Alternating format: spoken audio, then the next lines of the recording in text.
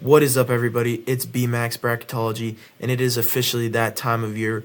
Opening day is happening today for college baseball, and I decided to give you guys a little bracketology since, you might as well. It's the first day of college baseball. You guys want to see where your team is, just a little preseason hype. So I made a bracket for you guys, and here it is. So here is the bracket. And before I get into any of this stuff, I want to give a big shout out to Caleb Connelley. He's on Twitter. I'll put his link in the description. He's the one who came up with the ratings because you can't really make any predictive ratings right now just because there's nothing on. But he decided to make his own rankings, and he's a beast. He's posting college baseball content all over Twitter, so make sure you go follow him, and I will put his link in the description. So first, we're going to start off with the number one overall seeds, and the number one team is Texas A&M. They have a lot of returning talent with Gavin Grahovach, Jace Lavalette, and Ryan Prager and pitching.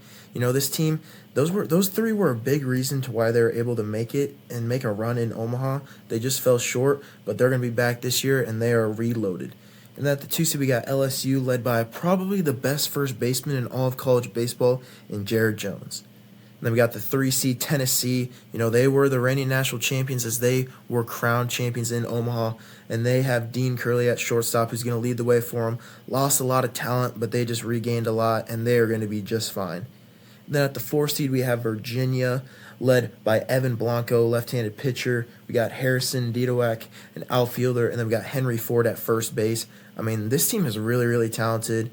This is a team that if those three guys can just be absolute all-stars, this team will be scary. And honestly, if the rest of them can fill up, I probably have them winning the championship right now, but they are the 4 seed. Then at 5 seed, we have Arkansas, led by Wahima Aloy at shortstop and Gabe Gakel out of the pen as a pitcher. Arkansas, they're just good every year. Dave Van Horn does a great job with that program, and he's just going to continue to make it success as they're the 5 seed.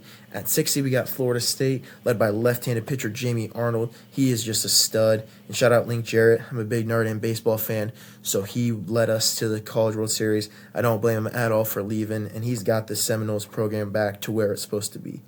And then at 7 seed, we got Oregon State, as they are independent now. It's kind of weird thinking that they're not in the Pac-12 anymore, but they are independent, led by Aiva Arquette, shortstop. And then we got Gavin Turley in the outfield.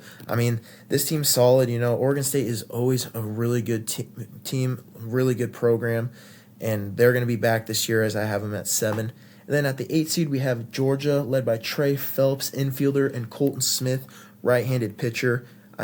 This team, Charlie Condon's gone, but they have so much back, and I really do think that this team can make Omaha, and they can be dangerous if all the pieces click. And then at 9 seed, we got North Carolina, led by Jason DeCaro, right-handed pitcher, and Luke Stevenson behind the plate. This team made it to Omaha last year. I watched them walk it off against Virginia. This is a really talented North Carolina team. It's kind of sad that they lost to Zuna, but with all that drama of him not being able to play, because if he lost D1 eligibility, but now he's at Tennessee, kind of weird situation. But, this Tar Heels team is legit, and they will be a threat to win it all. And at the 10 seed, we got their rival right across town in the Duke Blue Devils, led by A.J. Garcia, an outfielder, and Kyle Johnson, utility guy. This Duke team, it seems like they have just been so close to being able to strike. It seems like they are always there to host, and then at the end of the season, they kind of crumble, but hopefully they can pull through this year. And then at the 11th seed, we got Florida. They made it a crazy run last year, led by Jack Caglione. Some people didn't even say they wanted to be in the tournament, that they didn't deserve it, but I think they kind of proved them wrong by making it to Omaha and winning 2 games there. So, they got Cade Kirkland back in that lineup. They got Ty Evans. Some pieces are back, and I think this Florida team can be pretty solid this year. Not insanely high on them, but they'll be pretty solid. Then at 12 seed, we got Clemson, led by Cam Canarella, and that dude is just a baller. You saw him ball out against Florida in those super regionals last year, making insane catches. I generally think he might be the best player in college baseball. He is just electric. He brings so much to the table offensively and defensively. And I really think this Clemson team, led by Eric Backage, they're scary. I think they are a national championship threat, and people better watch out for them. And then at the 13th seed, we have the Oregon Ducks, a newly Big Ten member, led by Grayson Grinsell in the pitching rotation. Oregon's been really close to striking to Omaha too. Lost to Oral Roberts a couple years ago, and then this past year they lost. But this team is building. They just keep getting better every single year, and they are going to make it to Omaha at some point. Oregon fans, don't worry. Then at 14 seed, we got Texas, led by Max Bellew, an outfielder, and then we got Jalen Flores in the infield. This Texas team, they weren't amazing last year. Kind of disappointing, but they went out and got the best coach, or one of the best coaches in college baseball, in Jim Schlossnagle from Texas A&M. Stole him from the Lone Star Showdown. That's crazy that he switched on them, but this team will be back, led by him. Trust me. Then we got the 15 seed Wake Forest. Man, they had Chase Burns last year, and they disappointed, starting 0-2 in the regionals. I had them making a crazy run to the College World Series final, and they lost first 2 games right away. Just a brutal way for me to go out in those predictions. But, they got Ethan Conrad out in the outfield, and they got Merrick Houston back, who is an absolute stud at shortstop. Wake Forest will be back this year. Then to round it off as the 16 seed, it was between Vanderbilt and Oklahoma State. I just feel like the Big 12 champion should get more respect. So I went with the Cowboys at 16. They are led by Nolan Schubart, an outfielder who has just insane power, and it helps that he plays in that small ballpark out in Oklahoma at Oklahoma State. And man, this Oklahoma State team, it seems like they have been really close to punching their ticket to Omaha too. I'm from Omaha, so I want to see new teams every year. I'm kind of done with seeing Tennessee. I'm kind of done with seeing all these teams. I want some new teams in here, and I think that they can make a threat this year. So now I'm going to get more into the regionals as where I put each team. In College Station, as the 1 seed, we got Texas A&M. The 2 seed, we got TCU. The 3 seed, we got Lamar. And the 4 seed, we got Grambling.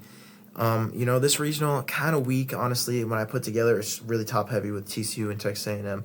But, this would be electric to be able to see those two play. And then in Baton Rouge, we got 2 seed LSU, we got Troy, we got Kansas State as the 3 seed, and then Long Island as the 4. Don't sleep on Troy. Don't sleep on anybody in the Sun Belt. That is a legit baseball conference.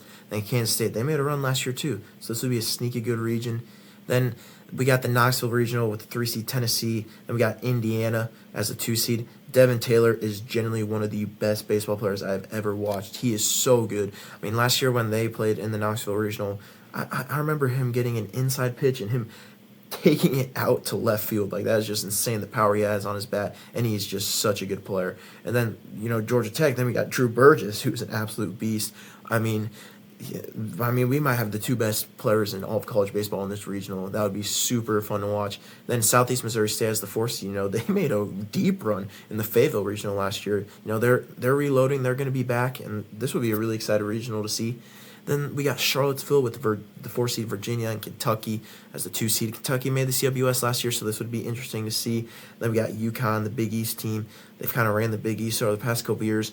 Really expecting them to do that again. And then at the 4 seed, we got VCU, a little in-state rivalry matchup there in the first round. It'd be a solid regional. And at the 5 seed in the Fayetteville Regional, we got Arkansas.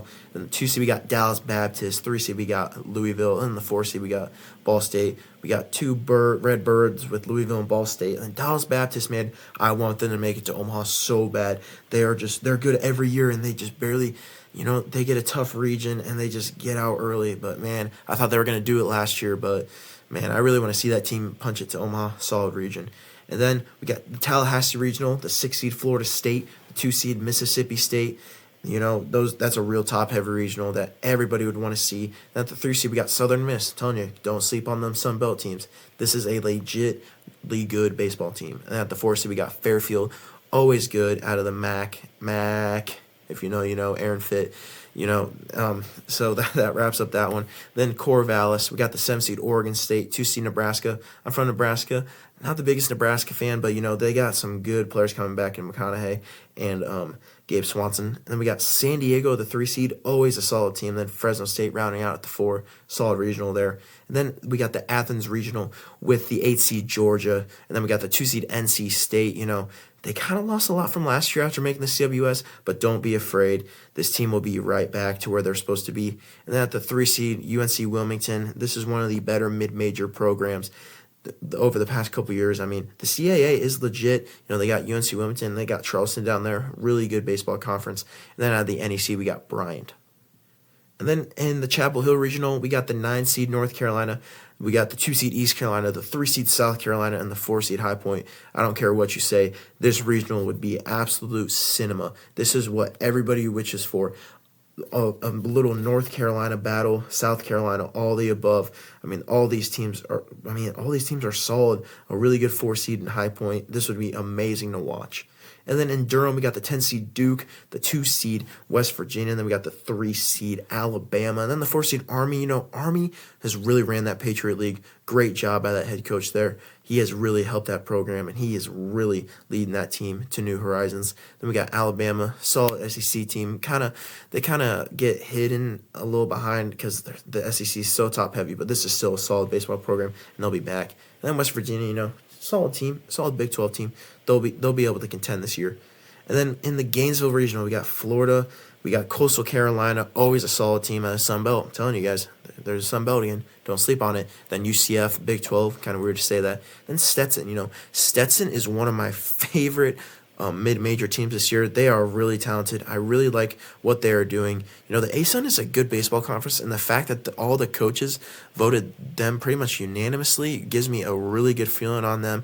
And they play tomorrow against UConn, so I'm really excited to watch that, to see what they're made of. And then we got the Clemson Regional. We got Clemson, Auburn, really solid SEC team. Ike Irish, best catcher coming into the country, really good player. And then Charleston out of the CAA, I already talked about that a little bit earlier, really solid team. And then Columbia out of the Ivy. And then we got the Eugene Regional, UC Santa Barbara, Oregon. Tyler Bremer, one of the best pitchers in the country, absolute dog, has filthy stuff. Man, I want to see UC Santa Barbara come back too, man. I was little at the time, but man, I wish I could have got a UC Santa Barbara shirt. Man, I really wish, because when Oral Roberts came here, man, I got that shirt, and that was just an amazing experience. And UC Santa Barbara, man, I want them to come back. And at the 3 seed, we got Arizona State, solid Big 12 program. Then the 4 seed Grand Canyon. This would be a really sneaky good regional. All 4 teams, I could see winning it. Man, would that be great to see in real life. And then we got the Austin Regional, the 14 seed Texas. Then we got they're the 1 seed in this regional. And then we got the 2 seed Arizona, the 3 seed UC Irvine. Really solid Big West school. The Big West Conference is really good. It's a good baseball conference, guys. You got to be ready for it. They really produce every year. They always get two to three teams in the tournament, and it wouldn't surprise me any bit here. And then to round it off, we got Wright State out of the horizon. Then we got the Winston-Salem Regional, the 15 seed Wake Forest, a.k.a. 1 seed.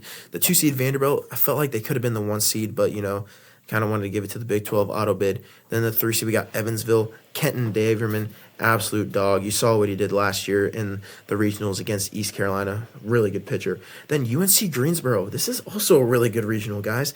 The UNC Greensboro, the SoCon is really, really tight this year. UNC Greensboro, Samford, who am I forgetting? Wofford. This is a legit conference, and I generally think whoever gets out of that will be a threat to win a game or two in the regionals.